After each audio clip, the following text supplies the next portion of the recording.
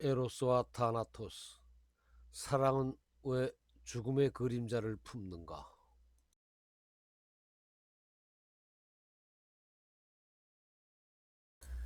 제목만 보면 거창한 것 같지만 사실 에로스와 타나토스는 별게 아니다. 이 말은 우리 인간이 기본적으로 가지고 있는 심리 상태를 한마디로 대변한 것이라고 할 수 있다.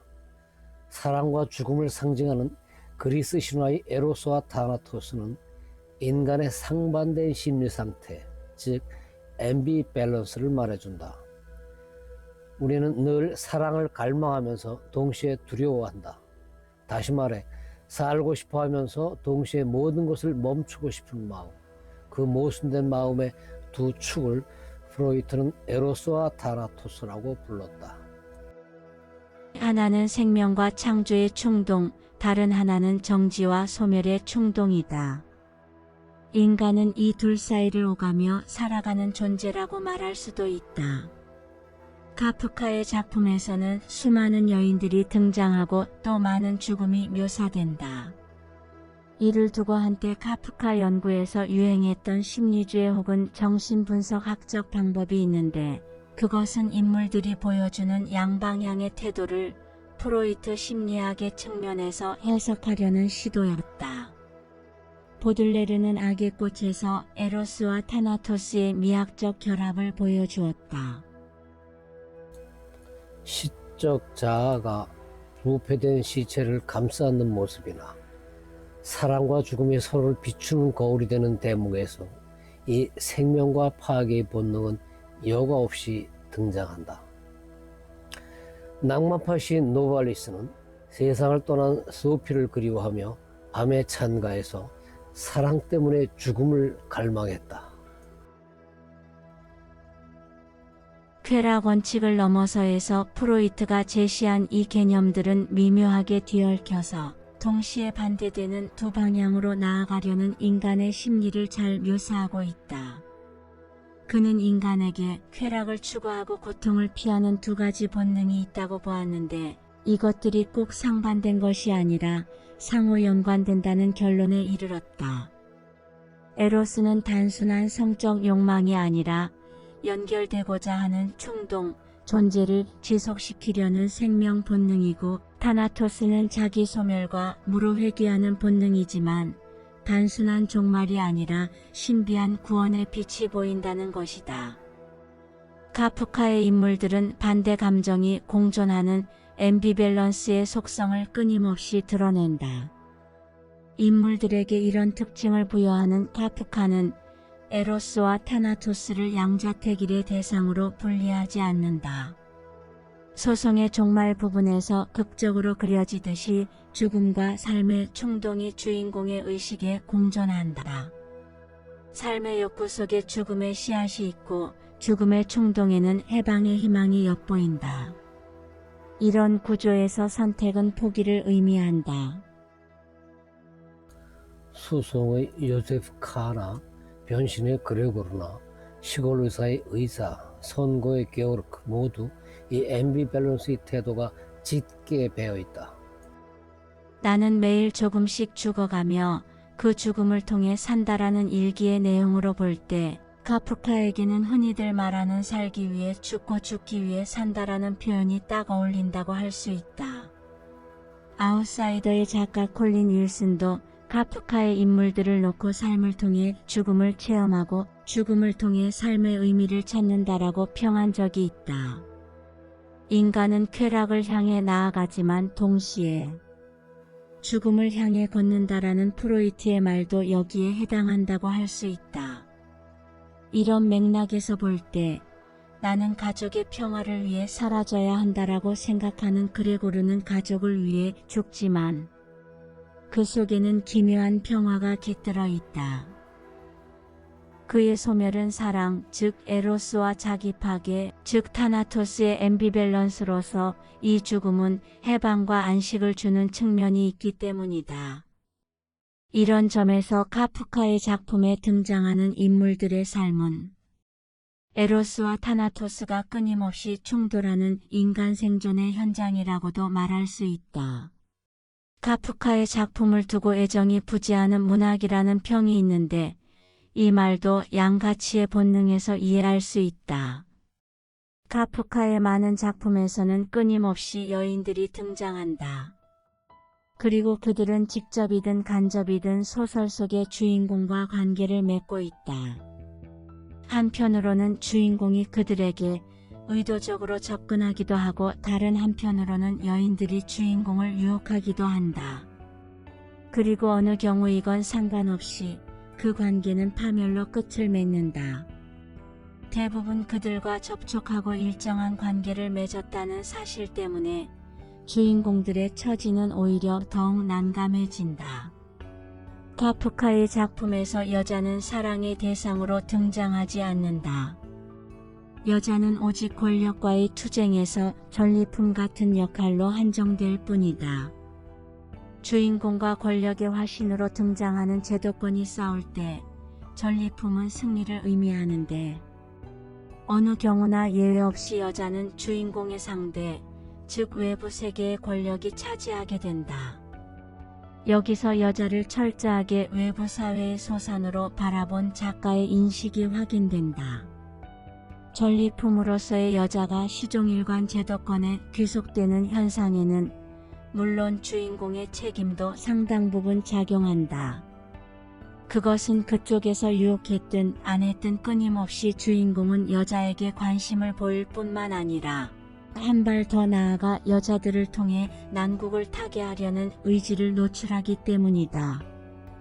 다시 말해 여자를 애정의 상대로 접근하는 것이 아니라 자기 목적을 달성하기 위한 수단으로 접근한다. 카프카의 작품 세계에서 여자는 인격체로 등장하지 않는다. 어디까지나 수단으로서의 사물 같은 존재, 전리품, 권력의 장식품 등으로 물화되며 대개는 창녀의 이미지를 갖추고 있다. 바로 이 점이 다른 문학과 카프카가 구별되는 중요한 요인일 것이다. 성 소속 고관의 정부로 보이는 프리다와 진한 관계를 지속하는 성의 카. 체포된 그날 이후로 처형되는 마지막까지 지나치게 여자를 통해 문제를 해결하려는 소성의 요세프 카. 하녀 로자에 대한 걱정의 결과로 실종되는 시골 의사의 의사. 하녀를 임신시킨 죄로 미국으로 추방되는 실종자. 혹은 아메리카의 칼을 머나먼 이국에서 고생하는 친구와 달리 약혼하고 익사 선고를 받는 선고의 게오르크, 변신된 이후 여동생을 보고 성적 욕구를 상상하는 변신의 그레고르. 이들은 모두 예외 없이 비참한 최후를 맞이한다. 물론 그 최후의 결말이 여자들 때문이라고 단정할 수는 없지만 적어도 여자로 인해서 상황이 악화되는 것만은 분명해 보인다. 어쩌면 문제는 주인공들 자신에게 있는지도 모른다. 프로이트의 쾌락 원칙이 여기서는 살고 싶다와 사라지고 싶다는 앰비밸런스의 심리로 형상화된다. 여자는 당연히 외부 세계에 속하는 존재인데도 불구하고 그들에 대한 집착을 버리지 않음으로써 파멸하는 구조는 자승자박의 결과로 볼 수도 있다. 여자에 대한 집착은 비정상을 넘어 정신병적 증상을 보여줄 정도다. 가령 요세프 칸은 체포된 첫날 방이 어질러진 것을 사과하겠다는 의도와는 상관없이 처음 보는 뷰르스트너 양에게 난폭한 키스를 퍼붓는다. 그것도 마치 갈증에 지친 짐승이 오랜만에 보는 샘물을 보고 혀를 내밀듯이 하는 격렬한 것이다. 그런가 하면 칸은 변호사와 상담 중에 변호사의 정부 레니와 진한 정사를 벌인다. 요컨대 여자는 주인공들의 활동 공간 곳곳에 포진하고 있어서 전혀 피할 수 없는 존재일 뿐만 아니라 주인공들 역시 여자에게 정도 이상의 집착을 보임으로써 여자로 인한 파멸이라는 구조에서 책임을 피할 수 없는 것으로 보인다. 이것은 작가의 여러 가지 기록을 고려할 때 외부 세계에 집착하는 자기 자신에 대한 단죄, 즉 외부 세계를 지향하는 성향에 대한 순수자아의 처벌의지로 읽힌다. 카프카의 기본 도식이 상반되는 내부와 외부의 양방향을 동시에 추구하다 좌절하는 주인공의 운명을 보여준다고 할 때 여자에 대한 집착은 순수자아에 대한 배신이기 때문이다. 세 번의 약혼과 파혼이라는 경력이 말해주듯이 카프카는 결혼 문제로 무척이나 고민을 한 사람이다.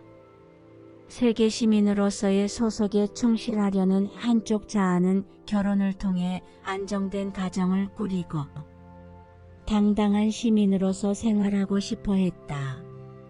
그러나 가정생활은 여러 가지 책임을 수반하는 것이어서 순수한 내부 세계에 대한 배신이 된다. 달리 말해서 가정생활과 예술가로서의 길이 양립할 수 없다는 인식이다. 카프카의 일기를 보면 결혼을 앞두고 고민을 거듭한 것을 확인할 수 있다. 특히 약혼이나 파혼을 전후해 그 고뇌는 극에 이른다. 문제는 결혼을 안 할 수도 없다는 데 있다.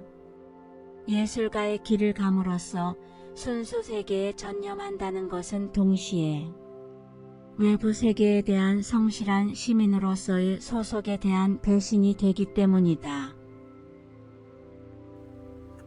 무엇이다와 어디에 있다를 뜻하는 독일어 se인은 카프카 자신의 고백대로 존재와 소속을 동시에 내포한 말로서 여자 문제에서 이러지도 저러지도 못하는 진퇴양난의 상황을 잘 드러낸다.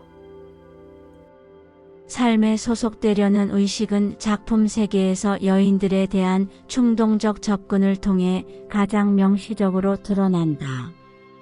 여인을 차지해 성욕을 만끽하든가 승리감을 맛보든가 아니면 권력에 대항하려는 이러한 의도는 그러나 전혀 그 목적을 이루지 못한다. 여인들은 쟁취할 수 없는 속성을 지녔기 때문이다. 동시에 여인은 끝내 포기해야 할 대상으로 멀어지지도 않는다. 왜냐하면 여자야말로 이 세계에 소속되려는 한쪽 자아의 가장 강렬하면서도 본능적인 표현이기 때문이다. 그런 의미에서 작품 속에 등장하는 여인들은 자아 분열을 가늠하는 중요한 단서를 제공한다고 할 수 있다. 이러한 존재론적 긴장은 보들레르에게서처럼 욕망이 맺힐 수 없고 끝내는 파괴로 흐를 수밖에 없다라는 인식이다. 이때 에로스는 타나토스를 향해 기울고 타나토스는 에로스가 품은 욕망의 그림자가 된다. 이 둘은 분리될 수 없는 반사적 관계로 나타나는 것이다. 인간은 쾌락을 추구하면서 동시에 쾌락의 한계에 직면한다. 락강은 이때 생긴 구멍 같은 결핍을 바로 욕망의 근원이라고 보았다. 에로스는 이 결핍을 메우려는 끊임없는 충동으로 나타난다는 것이다. 한계에 부닥친 인간은 같은 실수를 반복하거나 파괴적인 관계로 되돌아가는 행위를 보이는데 이 반복 속에서 쾌락을 넘어선 또 다른 욕망의 법칙, 즉 무의식의 구조가 작동한다. 락강에게서 에로스는 단순한 생명 본능이 아니라 결핍을 채우려는 상징적 노력이다. 반면 타나토스는 그 결핍의 근원을 향해 되돌아가려는 욕망, 즉 무로의 회귀 충동이다. 이 둘은 서로 대립하기보다 같은 욕망의 두 얼굴로 작동하는 것이다. 이런 관점에서 카프카 인물들이 욕망을 추구하는 것은 무언가 결핍되었다는 것을 자각하기 때문이라고 볼 수도 있다. 락강에게서처럼 그들이 보이는 에로스와 타나토스는 욕망의 양면 구조라고 할 것이다. 이처럼 카프카의 주인공들이 드러내는 여자에 대한 성적 욕구에는 늘 죽음의 어두운 그림자가 드리워져 있다. 출구가 막힌 공간에서 인물들은 끝없이 탈출하려는 의지를 보이는 가운데도 쉽게 죽음이나 자살을 생각한다. 여자에게 도움을 구하거나 외부 세계를 희화화하는 반응과는 달리 죽음은 그들에게 진정한 출구를 제공해줄 가능성이 있는 것으로 비친다. 인간화된 원숭이 빨간 페터가 찾던 그 출구다. 물론 아버지의 익사 선고를 별 저항 없이 받아들이는 선고의 게오르크나 가족이 가져다주는 음식의 고미를 느끼지 못한 채 죽어가는 변신의 그레고르의 죽음은 그것이 해방과 구원의 피난처라는 확신이 있어서가 아니다. 더 이상 외부 세계와 화해할 수 없다는 인식에서 비롯된 마지막 가능성의 모색이라고 볼 수도 있다. 또 자신의 단식이 쇼가 아니라 입에 맞는 음식이 없어서 무관심 속에 굶어주는 단식 광대의 죽음도 희망적이고 낙관적인 전망이 있다고는 말할 수 없을 것이다. 그러나 이들은 지상에서의 생존이 불가능하다는 사실을 확인했지만 죽음은 아직 미지의 세계라는 측면이 있다. 죽음이 끝이 아니라 새로운 시작일 수도 있음을 암시하는 세계라고 할 수 있다. 문제는 죽음에서 깊은 위로와 휴식을 맛보는 단편. 꿈에서처럼 죽음이 주는 구원의 해방감이 생시에는 감지되지 못하고 꿈에서나 가능하다는 점이다.